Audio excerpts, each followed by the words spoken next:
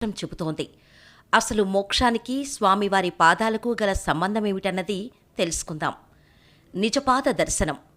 వెంకటేశ్వరుడు నివసించే తిరుమల కలియుగ వైకుంఠంగా తలపోస్తారు. ఆయన్ను దర్శనం చేసుకోవడమంటే దాదాపు ఆ మహావిష్ణువుని దర్శనం చేసుకోవడంతో సమానం అనుకుంటారు. ఆ మహామూర్తిని ఆ మూలాగ్రం చూడ్డమంటే ఇక ఈ జన్మకు కావాల్సింది లేదనుకుంటారు. శ్రీహరి సంపూర్ణ దర్శనంతో మోక్షం లభించినట్టే ఫీలవుతారు. అలా జరగాలంటే శ్రీవారి శిరసాగ్రం దర్శించుకోవటంతో పాటు పాదాలను కూడా వీక్షించాలి. దీన్నే నిజపాద దర్శనం అంటారు. శ్రీవారి బంగారు పాదపద్మాలు ఎల్లవేళలా పుష్పాలు, తులసితో నిండి ఉంటాయి. ఉదయం పూట సుప్రభాత దర్శనంలో మాత్రమే ఎలాంటి పూలు, తులసి లేకుండా శ్రీనివాసుని బంగారు పాదాలను దర్శించుకోవచ్చు.